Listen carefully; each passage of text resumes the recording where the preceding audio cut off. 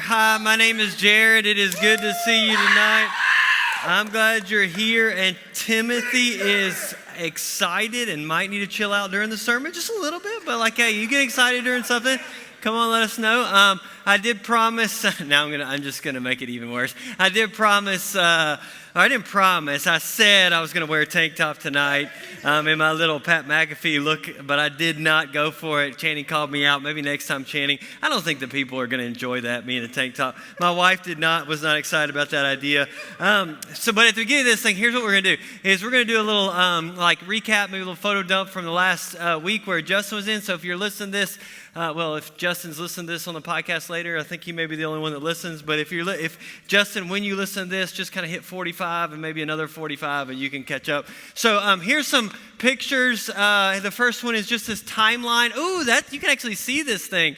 And so here's where we are. We're right in this section, okay? This is where we are. So if I wanted you to just see a little bit of context when you open the Word of God. There's a big story going on there, and so what you can see is this is a time.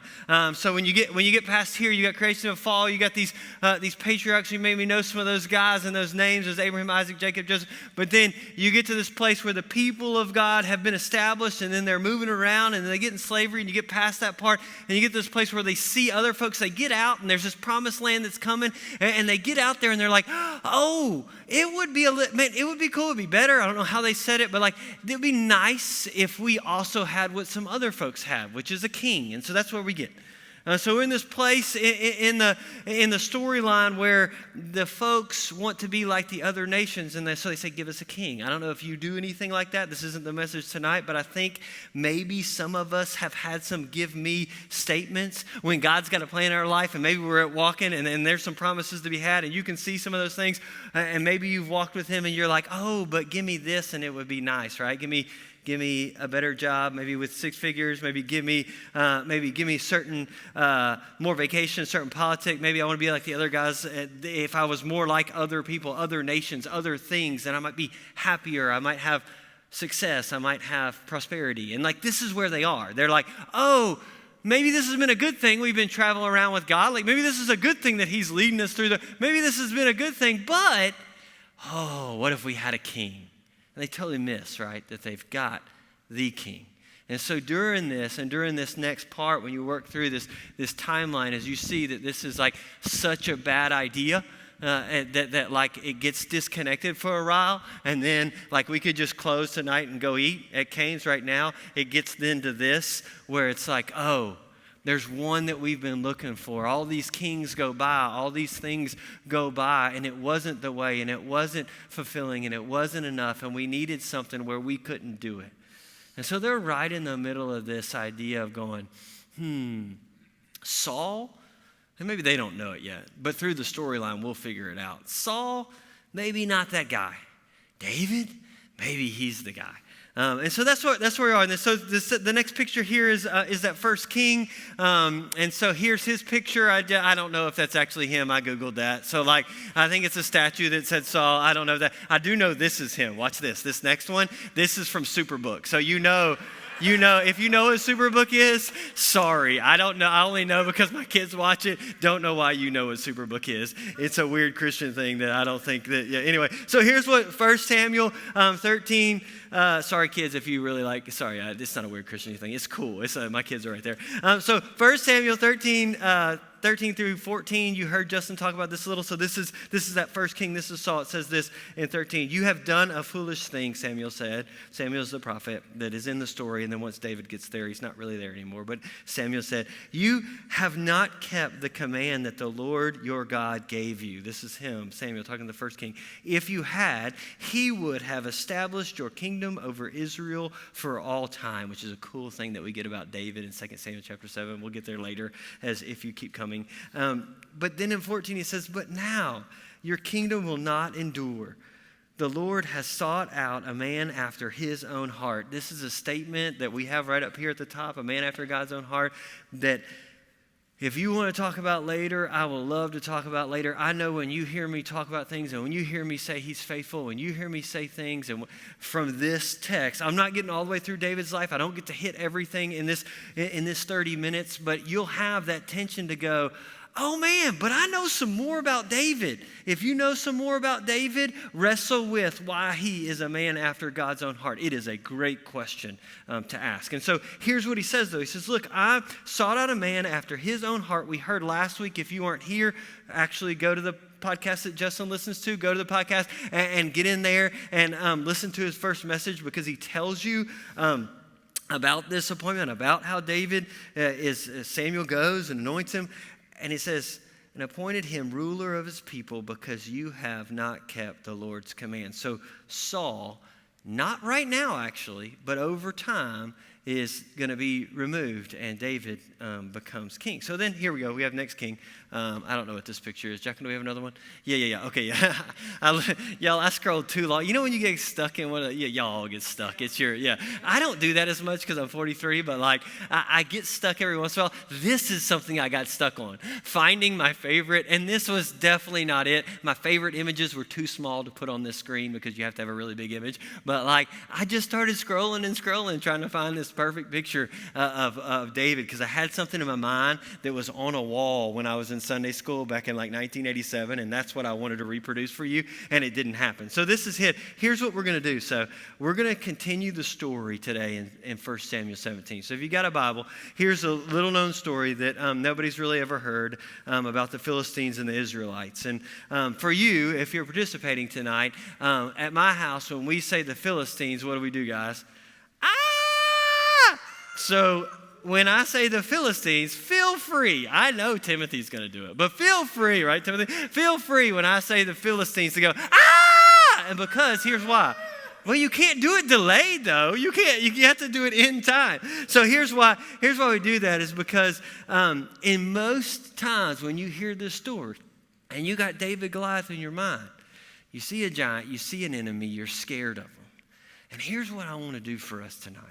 Is I want to show us, what the song's already sang, what John already talked about, was that this faithfulness of God, he's the same God. He's true. And so no matter what name is said, guess what? He has the victory. So what I want you to do is I want you to flip some of your understanding and some of your thoughts and some of the ways you work through David and Goliath, and maybe some of the ways that you work through your own life as you see giants or you see things in front of you. But I also want you to rethink the way that you just look at the future or the things around you, because with a faithful God, man, I think some of us need to recreate the lens in which we see this world. Because what happens with this guy is you'll see a David be different. A little guy versus a big guy is what we're going to see in some of the story. So before we get there, I gotta tell you about flag football on Saturday. So I went to flag football. We're in a Drew Brees League, first game of the season.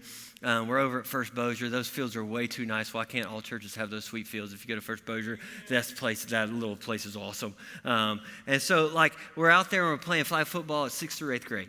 Judah's a 6th grader. So we walk out there and, like, we've been practicing. So, like, I'm one of the 4 coaches. Why we have 4 coaches for middle school, I have no idea why we have that many coaches. But, like, it's like I'm under our offensive coordinator, seriously. And so, like, I'm out there. So I'm going to practices on Tuesday night. And we see this other team across from us, and we're just hoping that they're not in our league, because there is an older league than us. So we're just hoping. But guess what? They're not. And so we get there. He's a 6th grader, and like the whole team is in the 6th grade, and we walk in, and guess who we're playing? We're playing the Black Knights, the guys that have been across the thing from us. And when I say that it was a team of mostly 8th graders, I think they had a few folks that weren't, but like to say they had Goliath as a receiver is not a lie. I mean, dude was exactly the same size as me with a little bit more weight as an 8th grader, and just had this, I mean, like, come watch, we play them again in 4 weeks if you want to come watch, and you'll see us get destroyed. But like, we're out there, and it's not just like, we got out there, and Judah, tell them, we got crushed, didn't we? Like we held our own for like, we stayed with them for like just a little bit, but like, we, in the second half, they just did what they wanted to do, and we pretty much got crushed in the second. We did not defeat Goliath.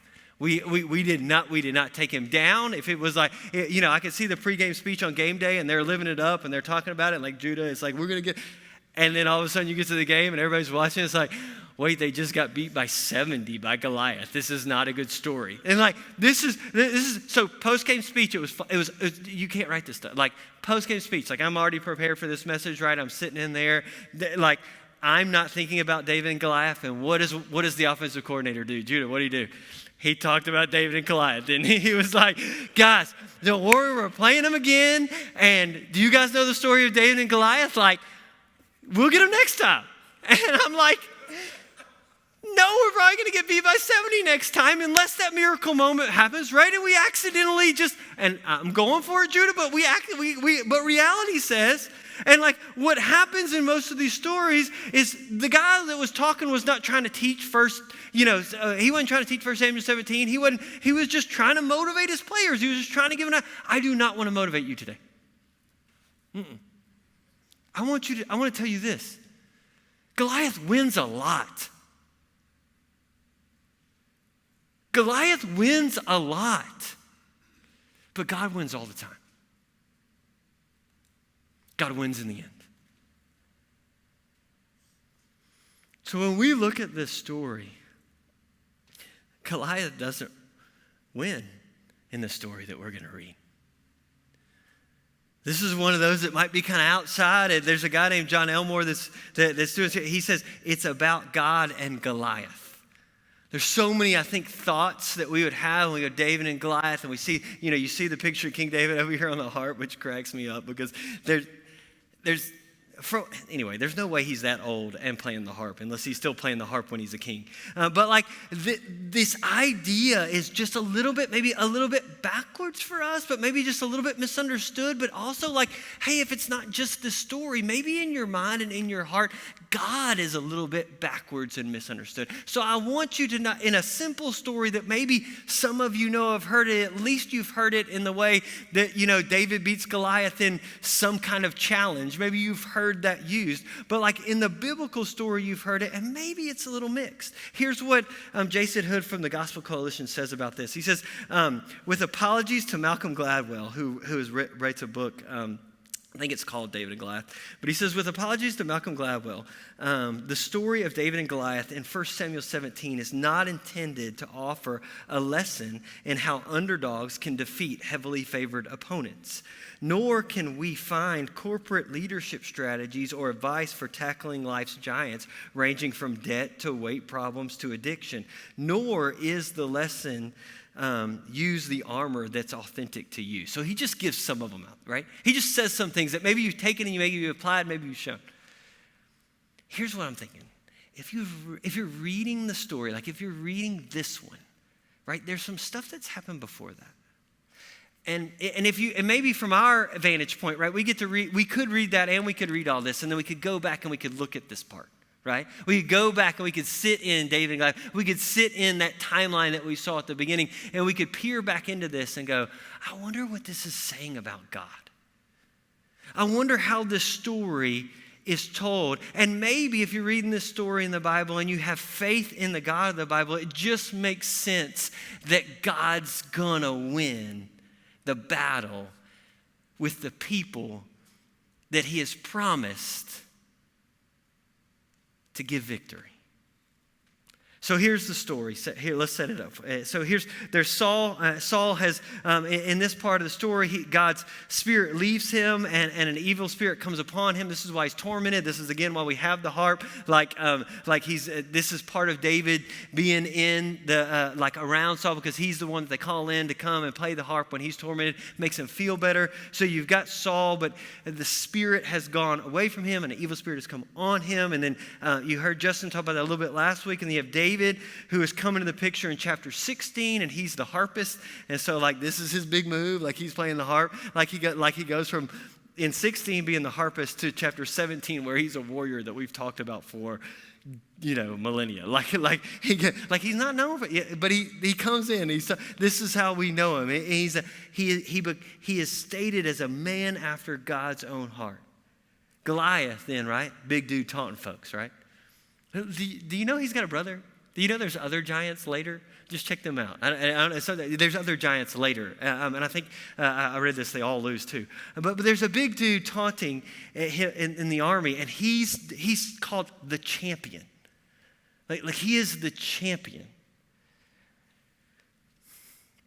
The Philistine army aligned against God. They're not on. In the picture book that me and the kids read all the time, there's this big hill on this side and this low valley and this big hill on this side, and the two little groups are on each side of the thing. And like Goliath is really huge, and he's like looking down like this because he's like like he makes all these sounds that I make out loud at the house, which are like not again like I could do that stuff, but who cares? So the Philistine army is aligned against God, and the Israelite army is what? They're afraid of the future. I mean, there's so much more maybe going on in there, but as we look at this story and we kind of read through it, this is the place wherever you are. I don't know what kind of group or where you would fit in those kinds of things, man. If you're opposed to God and you're an enemy and you're trying to see what it works out, or if you're on God's side and you're fighting against maybe all the things of this world or what's going on in this place, I don't know where you fit. You don't necessarily have to read yourself from the story, but look at it. There's definitely against and for. And in my book, the against should be the ones that are afraid. But in this story, the ones that are for God are the ones that are afraid because there's a big dude on the other side. And then there's God, seen from the timeline earlier, who's orchestrating all of history, creating it and sustaining it. Creating it and sustaining it. So 3,000 years ago, and you have Goliath from Gath. And he challenges to fight anybody from the Israelite army that would come out that would want to step up. Like, why didn't we have a giant? I don't know. But like he challenges them. And what does he do? He challenges them for like 40 days. And it's like, if you want to read 17, go back. If you hadn't read the story in a long time, go back and read the beginning of 17 before David accepts the challenge in verse 20. It's kind of close to where we'll start. But like before that, you can see how he comes out and what he does and what he's wearing and all those kinds of things. And he comes out and he taunts. And Israel, like I would be taunting too if I was however big the dude is. I mean, you got 7, 8, 9. I mean, he's a giant. I'll be out there. Come on, little pests, come at like, because the deal is, right, if he takes it, they take him. They become his slave. And so it's just David that enters the story, though, and the only reason he comes, why does he come? He ain't playing the harp right now. He comes to bring his brothers or the guys on the front line refreshments like grain and cheese. And so he comes to bring, and you'll see later one of his brothers gets mad at him. But so during this morning battle array, like they're lined back up, he's coming back out to tell them again, like, we get it. We're scared. We're not going to send anybody out. You're coming out to tell us, like, that you're going to whoop us. And so during this morning battle array, the army against army, David hears the words of Goliath. And the Israelite men, in verse 24, if you want to look there, they do what they do as usual. The men of Israel saw the man, they fled from him, and were greatly afraid. If we just stop right there, if we just finish the whole thing, which I'm not because I have more time, so take that. But like, if we did, this is one of, for me, the biggest problems with the whole text. The people of God here. They've already seen. Like they just saw Jonathan whoop up on something. Like they just saw something happen. They've also seen things. They've seen things throughout history where God has proven faithfulness. Same God, same God, same God, same God. They've seen this. And yet, when all the men of Israel saw the man, they fled from him and were greatly afraid. And then 25 is then the men of, I got to read it to you for context. The men of Israel said, have you seen this man who is coming up? Surely he is coming up to defy Israel. And it will be that the king will enrich the man who kills him with great riches and will give him his house and make his father's house free in Israel. And what we'll see next is that David's different. And David's different. And so this place where we're going to see that he's a man after God's own heart is we're going to see faithfulness. He's different. Is he perfect? We're going to see a lot more of David's life. He's not perfect, but he's different. And it's different. He's not odd, but he's obedient. And so watch what he does. David is different because he sees through faith in God. Everyone else is afraid. Everyone else is, right? I don't know, and I can't read in. I can't say, oh, he knows he's going to get his thing and whoop this guy. If that was the confidence he was going in with, man, what a bold move, right? That's not it. He's different because he sees through faith in God. He has confidence in God's promises and power. Then David spoke in 26 to the men who were standing by, saying, what will be done for the man who kills this Philistine and takes away the reproach from Israel? He's talking about what they just said. For who is this uncircumcised Philistine? He's taking a little punch. Uncircumcised Philistine that he should taunt the armies of the living God. Bold question. Bold question. Everyone else, 40 days, right? Not willing to do it. That was my PP dance. Am I scared? Yeah, like that was all at the same time. Can't get that on podcast. You got to be here, you know? Sorry, Justin. Look at this. That he should taunt the armies of the living God. Again, we should walk out of here with that understanding of who God is. The people answered him in accord with the words, saying, thus it will be done for the man who kills him.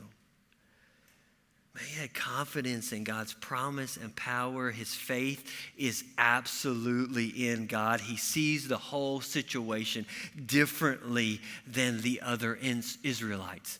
He's answering the call that nobody else is answering.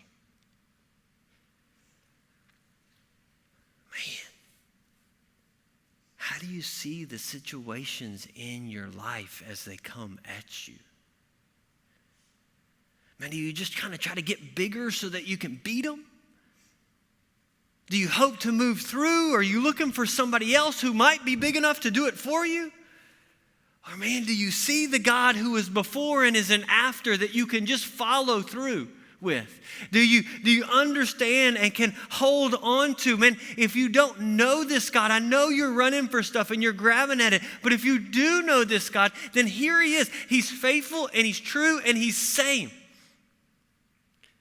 And David here is different because he's answering the call that nobody else is answering. And then his brother Eliab gets mad. That's great.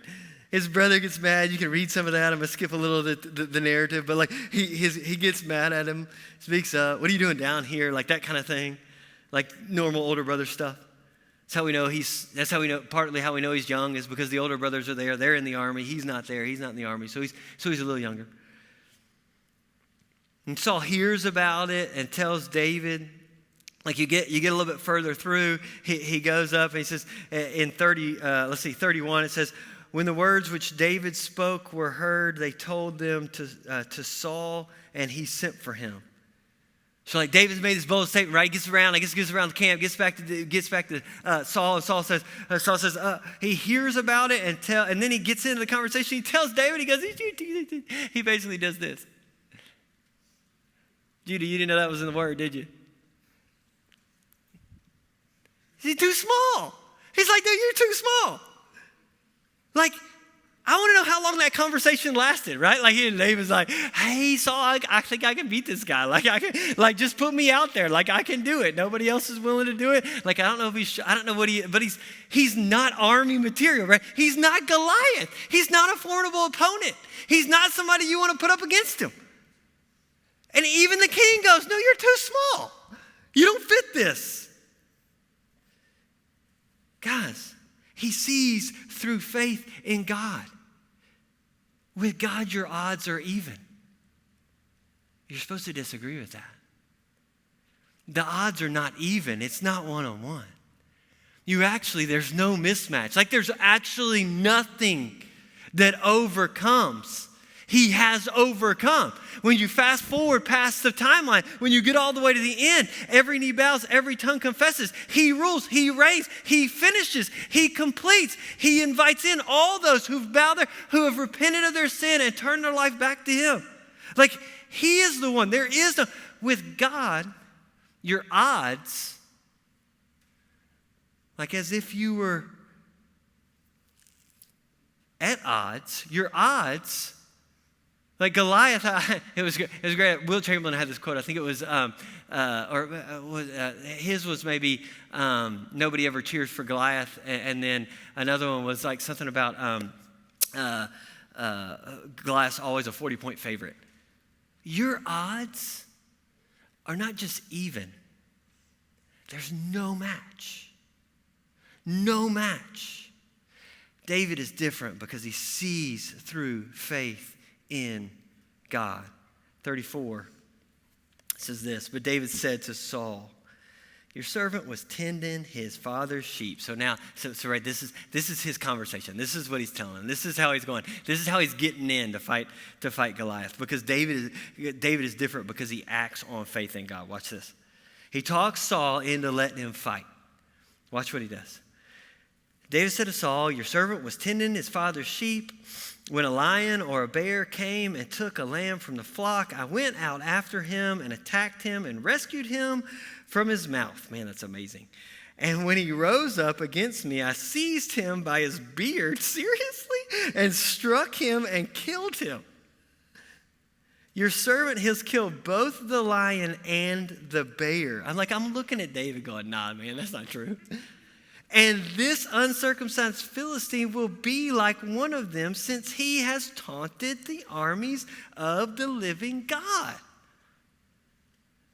You're thinking there's no way he's going to buy this, right? This is like Judah versus Shaq. Like, this doesn't happen. Like, this is like, Judah's up there. He's like, dude, I beat my dad in the driveway. Let me play Shaq. Like, you know what I'm saying? Like, he's going on 2K. I beat the 90s All-Star team on 2K. Let me in there. Like, he's making his own claims in order to get in there to do it. And this is pretty amazing, right? He grabs him by the beard and slay. Like this is a pretty cool story, but you got to believe it, right?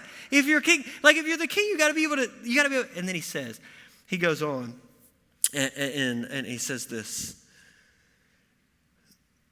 And David said, the Lord who delivered me from the paw of the lion and from the paw of the bear, he will deliver me from the hand of the Philistine. And Saul said to David, go, and may the Lord be with you.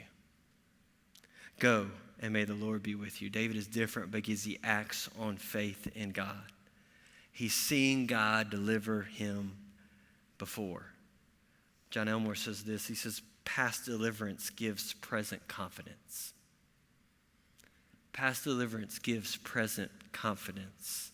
And God's people tell God's stories. Don't miss that. He's telling a story about what God's already done in his life. And the king is seeing, and the king is going, that God can do the same thing, same God, same thing, same God. He's faithful. And Saul said to David, go, and may the Lord be with you.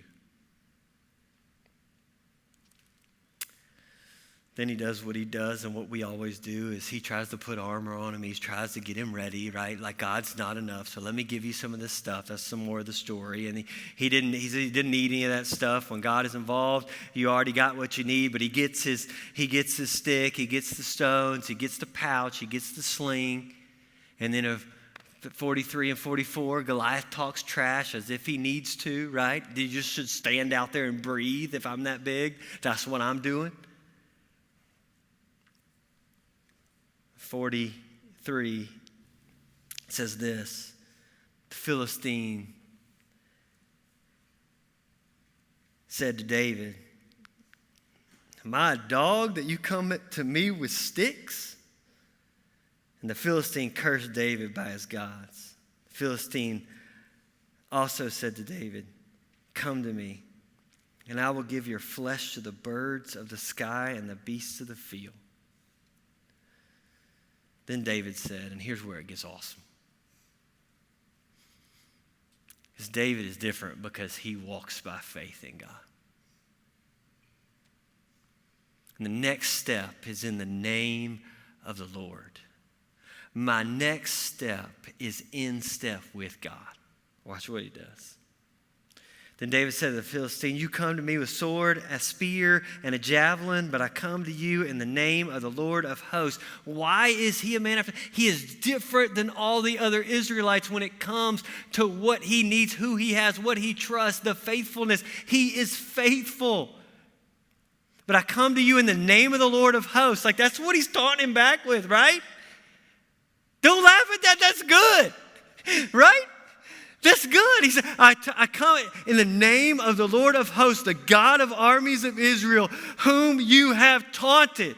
This day the Lord will deliver you up into my hands, and I will strike you down and remove your head from you. And I will give the dead bodies of the army of the Philistines this day to the birds. He takes his words and flips them on him. I love it. What a trash talker. To the birds of the sky and to the wild beasts of the earth, that all the earth may know that there is a God in Israel. Not so we tell this story about David, but so that we tell this story about God. Because David's doing nothing for you, but God is faithful to the end. Come on. He's the same God. He's right here. He's right here. The Lord will hand you over to me. Why is this about God and Goliath? Because in the story of David and Goliath, David loses. I know that sounds funny. But if it's David and Goliath without God, he never wins. That's why this story is about God and Goliath. Without God, he'd be working out like with Rocky Balboa in Russia for a year. He'd be taking like performance-enhancing drugs and trying to build a rocket launcher to take that dude out. You know what I'm saying? That's what I'm thinking about. If I'm going to go up against this guy, like without God, this is how our life works. So young adult, think with me. How many times are you trying to build the rocket launcher so you can fix everything in your life so that you can defeat what's in front of you? Guess what? You ain't doing it. You lose without God. That's what happens in the battles. And with God, you don't win all the ones that you think you're going to win, but you win in the end. That's the truth. Man, to be different is to be faithful. Faith is screaming out, I'm not ready without the Lord. Jack, I got a whole page left. We're on 8:07. Let's go quick. Stop these things. Let's go through them fast. Let's go. So stop these things. What do you, when you think about faithfulness to God, what do you stop? Stop these things. Stop running in fear. Keep going. Stop trying to become Goliath so you can fight for yourself. You'll never be big enough. Ask history. Stop believing in someone else on this earth can be your hero. Someone else can't do it. He or she can't do what only God can do. No matter how big, no matter how much influence, no matter what else, stop following it. Follow him. If they're following him, you can follow them too. Paul says that, but they better be following really close. Stop. Because you don't want to go in there and say, man, I'm fighting with Justin Rogers. He's great. Don't do that. Say, I'm fighting. I'm in the Lord's army and he's got our back and let's go. Man, stop this. This is the one I have to put. This is the one that goes right here. Stop this. Stop hoping to be the hero of your own story. You don't win. I spent a lot of my life fighting for the girl or for the riches that are promised to the winner who beats Goliath. Don't miss that part.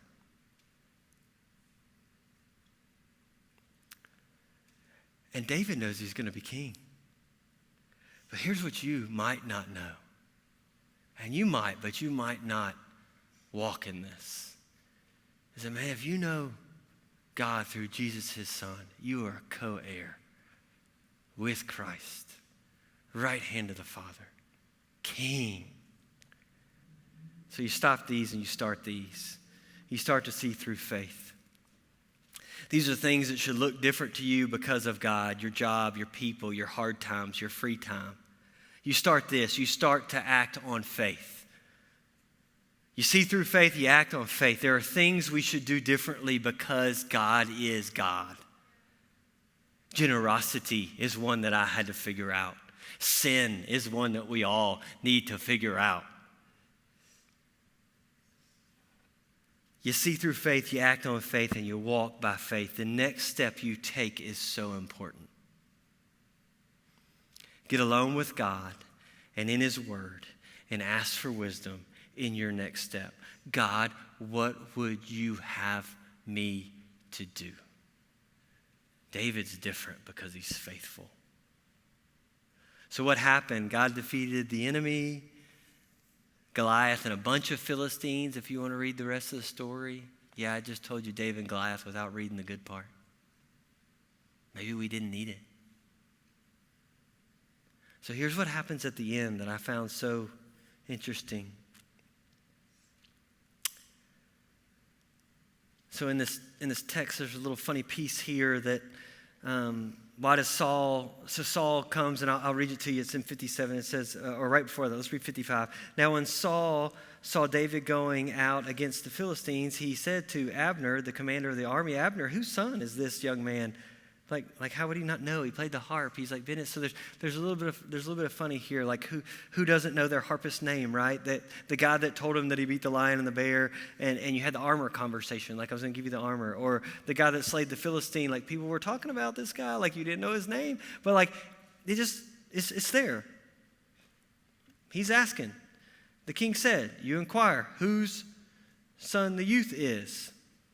So when David returned from killing the Philistine in 57, Abner took him and brought him before Saul. The Philistine's head was in his hand. That's the part they leave out of the story. There were a lot of those pictures on Google.